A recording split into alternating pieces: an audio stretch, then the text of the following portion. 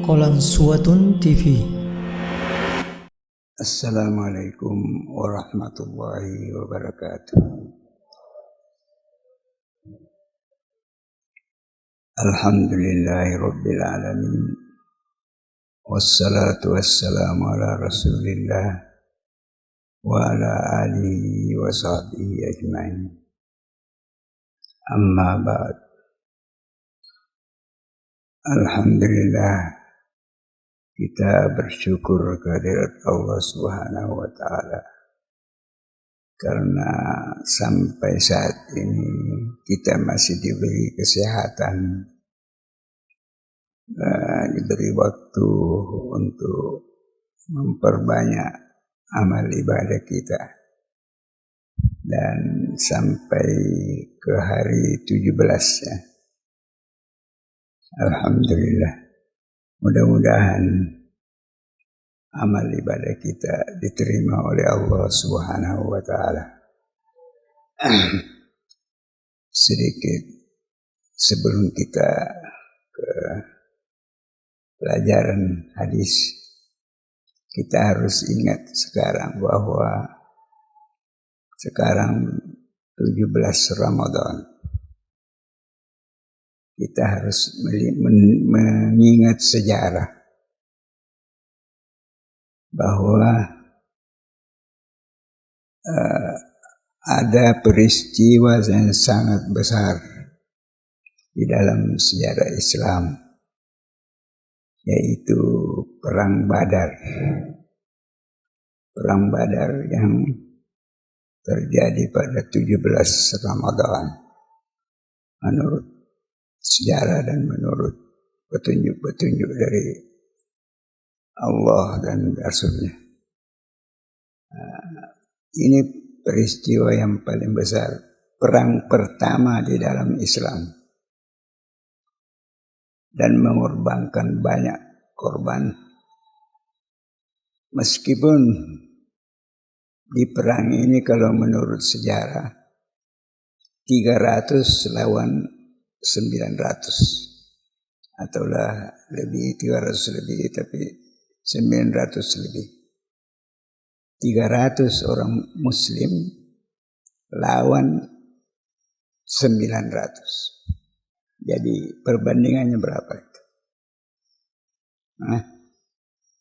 1:3. Jadi kekuatan orang Islam itu 1:3. Orang kafir 3, kita 1, mampu melawan. Jadi kita tidak usah terlalu minder gitu. Tidak usah terlalu minder. Yang kedua, pengumuman kemerdekaan. Kemerdekaan kita itu diumumkan pada bulan Ramadan ini. Mengapa? Karena pejuang-pejuang itu, pejuang-pejuang yang memerdekakan itu 99% orang Islam.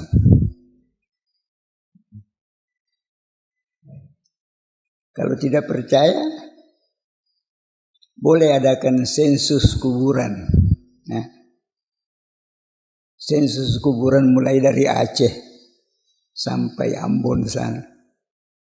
Adakan sensus. Itu mayoritas Islam, pahlawan-pahlawan.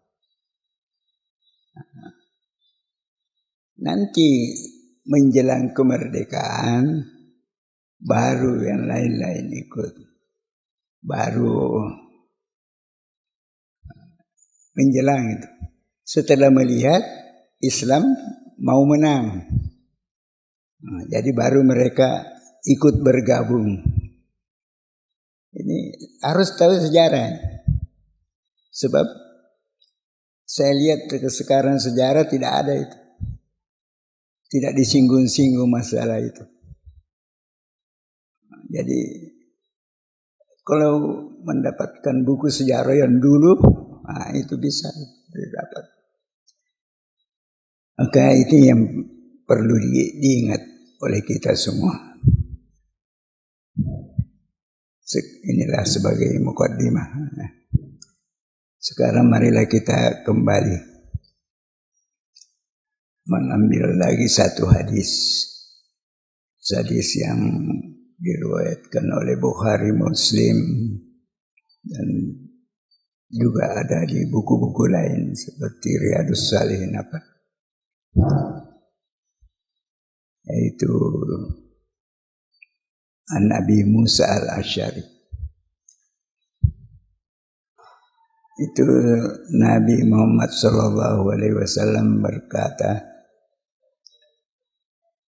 Masalul jalisis salih, Masalul jalisis salih was-su'i. Perumpamaan orang yang bergaul dengan orang-orang soleh. Orang-orang soleh, bukan orang-orang salah, soleh. Wajalisis su, dan orang-orang yang bergaul dengan orang-orang jahat, ya, yang bukan soleh, yang tidak soleh. Itu kata Nabi bagaimana? Kamasali hamilil miski. Jadi orang yang bergaul dengan orang yang soleh itu sama dengan orang yang bergaul dengan orang yang membawa minyak wangi. Jadi seakan-akan Nabi memperumpamakan ulama-ulama itu adalah minyak wangi. Maka orang yang bergaul dengan ulama, orang soleh, sama. Sebaliknya, orang yang bergaul dengan orang jahat atau orang tidak soleh, seperti apa? Kamasalil nafihil kiri. Nafihil kiri itu, nafih itu pandai besi. Ada yang pernah ke pandai besi? Ada, itu namanya nafih. Nafihil kiri, yang memompa itu memompa besi api untuk mencairkan atau melunakkan besi dengan api. Jadi itu perumpamaannya. Jadi diumpamakan dengan orang yang bergaul dengan pembawa minyak wangi, dan pembawa, dan yang satu diumpamakan dengan orang yang bergaul dengan pandai besi, di tempat pandai besi. Bagaimana itu kata Nabi? Kalau bergaul dengan orang soleh, itu sama dengan orang yang membawa minyak wangi. Persamaannya di mana? Kalau kita katanya bergaul dengan orang yang soleh, sama dengan itu tadi. Karena apa? Karena kalau kita bergaul dengan pembawa minyak wangi, maka kita akan diberi coba. Coba kalau kita ada penjual minyak wangi di pasar umpamanya, kita mendekat, itu dicoba nih. Coba wanginya bagaimana. Nah, jadi minimal kita dapat itu tadi. Atau ya biar, atau kita beli. Kalau tidak dapat, kita beli. Dan pilih paling minimal yang kita dapat, aw tajidalahu rihan thayyiban. Mendapatkan apa? Bau wangi. Jadi minimal yang kita dapat cium wanginya itu. Mencium wanginya. Jadi mesti ada kita dapat. Minimal mencium wangi. Yang kedua mungkin kita bisa beli. Yang ketiga kita bisa diberi coba itu. Jadi mesti dapat yang baik. Adapun yang kedua tadi, masalu jalisi as-su. Seperti apa? Seperti orang yang mendekat ke tempat pandai besi. Pandai besi. Minimal yang kita dapat kalau dekat pandai besi, yuhriku siyabak. Nah, ini kata Nabi. Akan terbakar pakaianmu. Terbakar. Apa itu? Itu karena bunga api. Bunga api yang terbang itu akan mengenai baju kita. Saya teringat dulu waktu saya di Gontor ya. Waktu saya di Gontor itu masih ada kereta api. Betul-betul kereta api. Karena dijalankan oleh api. Jadi itu lokomotif penuh air. Baru dinyalakan pakai api itu lokomotif. Api kayu bakar. Nah, sekarang enggak ada lagi tuh. Lokomotif sampai itu mengeluarkan uap. Nah, itulah yang menjalankan kereta api. Waktu itu. Dari Selahung sampai Madiun itu kereta api pakai begitu. Nah, kita kalau mau ke Ponorogo menunggu di Selahung. Kereta api yang dari Selahung menunggu. Baru naik ke Ponorogo. Nah, ini saya waktu itu memakai baju pramuka. Pramuka itu kan tebal ya. Bajunya. Saya panggil. Tiba-tiba kereta itu menyemprotkan bunga api. Terbang sampai ke barat.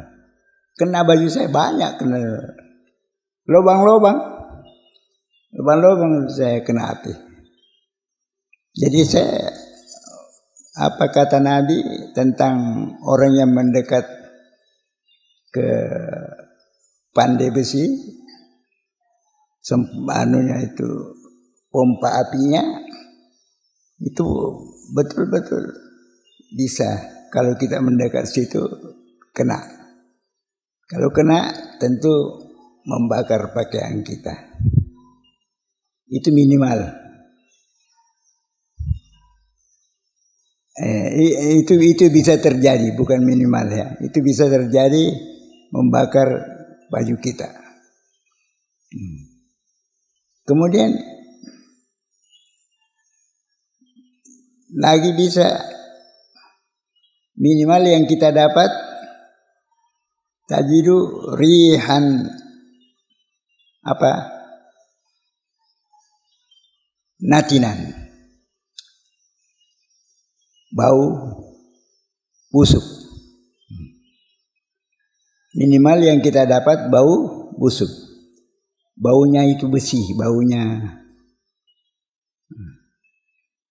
Jadi itu yang kita dapat, minimal bau besi yang busuk.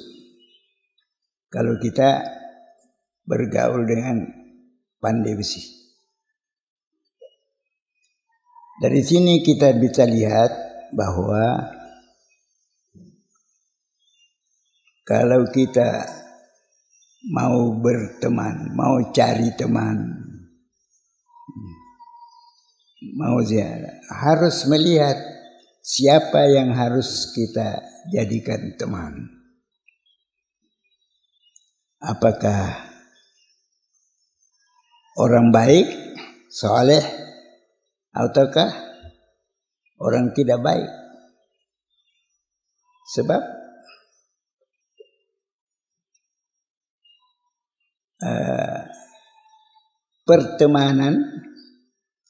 pertemanan itu bisa membentuk diri kita.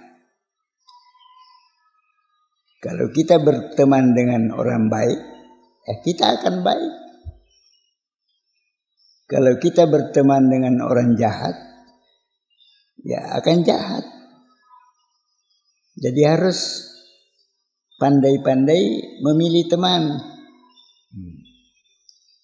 Saya kira belajar sudah Mahfuzat kelas 1 ya. Ada yang ingat itu? Mahfuzat kelas 1. Apa? Kelas 1. Hah?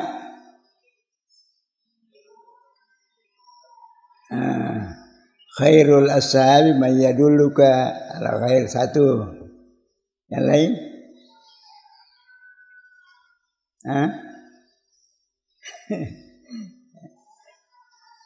Su'ul khuluqi yudi. Akhlak yang tidak baik itu cepat. Cepat apa? Cepat menular, sama dengan COVID. COVID-19 itu lebih cepat dari akhlak yang tidak baik. Maka dari itu di pesantren kita kalau mempunyai akhlak tidak baik, lebih baik pergi saja supaya tidak menular, supaya yang lain tidak tertular. Sebab akhlak yang tidak baik itu cepat tertular, lebih cepat dari COVID-19. Maka dari itu harus teliti siapa-siapa yang mau dijadikan teman. Jangan-jangan lihat dulu baik-baik, pelajari orangnya dan lain sebagainya. Jangan salah memilih teman. Di dalam hadis yang lain kita jumpai bahwa manusia itu berkelompok, 2 kelompok. Katanya di situ di hadis, al arwahu junudun mujannadah.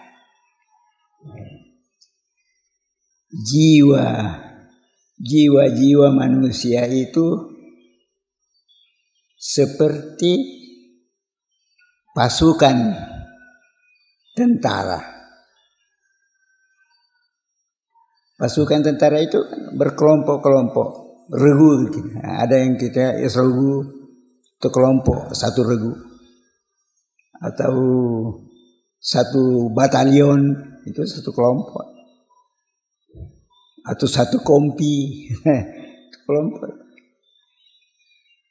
Junudun mujannadah, jiwa kita itu, jiwa manusia seperti itu, berkelompok-kelompok. Nah, bagaimana kelompoknya? Iza ta'arafa i'talafa. Kalau jiwa yang bersamaan, yang sama, saling mengenal, itu i'talafa, akan berkumpul sesuatu. Apa itu i'talafa? Jinak. Jadi sesama jiwa itu akan, yang saling kenal mengenal itu akan terjadi kejinakan. Jinak artinya saling kenal mengenal, saling bahu membahu, saling tolong menolong dan lain sebagainya. Tetapi jiwa yang kedua, ini jiwa yang pertama tadi. Jiwa yang kedua, idza tanakara ikhtalafa. Nah, kalau tidak sama akan berbeda. Jadi orang yang tidak sama itu akan terpisah sendiri. Akan terpisah sendiri kalau punya jiwa yang tidak sama. Umpamanya dua kelompok ini, yang satu jiwanya baik, yang satu jiwanya jahat, tidak akan mungkin bersatu ini, dua ini. Sama dengan pejuang, ya. Pejuang tidak akan mungkin bersatu dengan pengkhianat. Mesti selalu berbeda itu. Satu berjuang, satu mengkhianat. Nah, tidak mungkin bersama. Jadi itulah jiwa manusia itu selalu begitu. Maka kita harus pandai-pandai memilih teman bergaul. Pilihlah teman yang soleh supaya ikut menjadi soleh. Nah, ada cerita, tapi ini sudah terang. Ada cerita dari guru saya dulu di Gontor. Katanya ada santrinya itu tidak ya IQ-nya tidak seberapa gitu. Tapi dia kerja, senang membantu siapa? Pak Kiai.